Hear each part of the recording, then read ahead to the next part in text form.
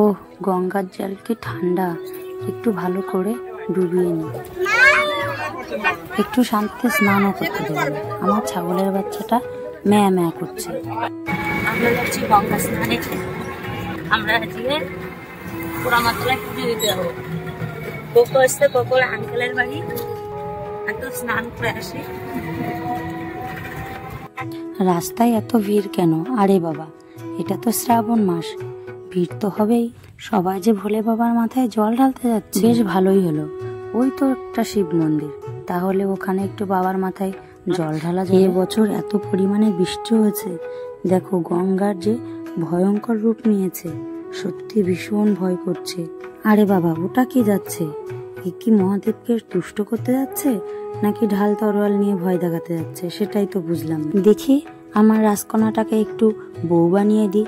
রোদের এত তেজ, আমার মেয়েটা একেতেই কালো, তারপরে যে আরো কালো হয়ে যাবে।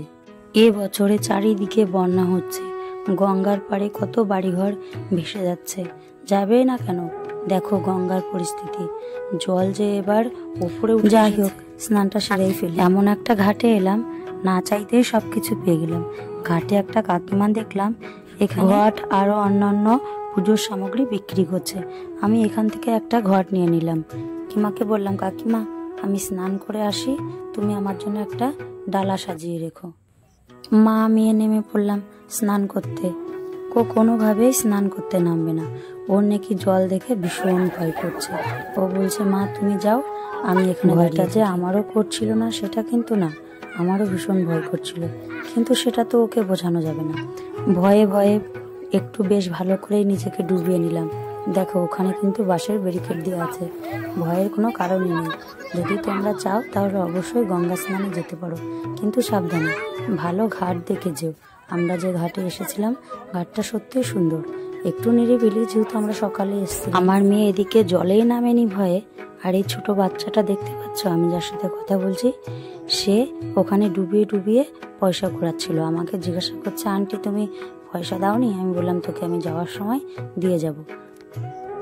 যাই হোক, ডুব দিয়ে বাবার জন্য জলটা তুলে নিলাম। এবার পালা বাবার মাথায় জল ঢালতে যাবার। তাহলে চলো আমরা যাই, বাবার মাথায় জল ঢেলে আসি। কিমা দাও তো দেখি আমার ডালাটা, হলো তোমার সাজানো?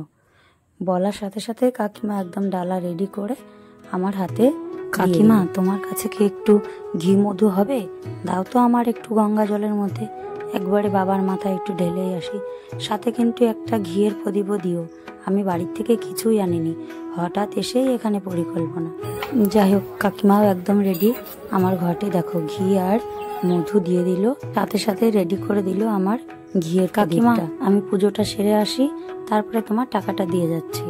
অনেক দিন পর নিজেকে ভালো করে ডুবিয়ে নিয়েছি, তাহলে এবার কি ভোলে বাবার মাথাটাও ঠান্ডা করা যাক। এদিকে কোকো আমাকে বলছে, মা প্রদীপটা ধরিয়ে নিয়ে যাও। আমি বললাম, দাঁড়া জলটা আগে রেখে আসি।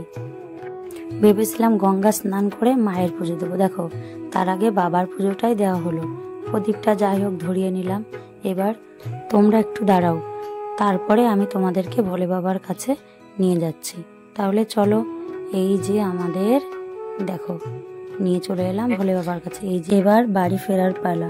এখানে এসেছি কোকোর আঙ্কেলের বাড়ি। জানো তো, নবদ্বীপে 400-র উপরে মন্দির আছে, কখনো সময় পেলে ঘুরে এসো। এখানে দেখো একটা যেতে যেতেই মন্দির পেয়েছি। এখানে রাস্তায় গলিতে গলিতে সব জায়গাতেই মন্দির। আমাদের মা মেয়ের গঙ্গা স্নান কেমন লাগলো জানিও। তাহলে সবাই ভালো থেকো, টাটা বাই বাই, আবার আসবো কখন।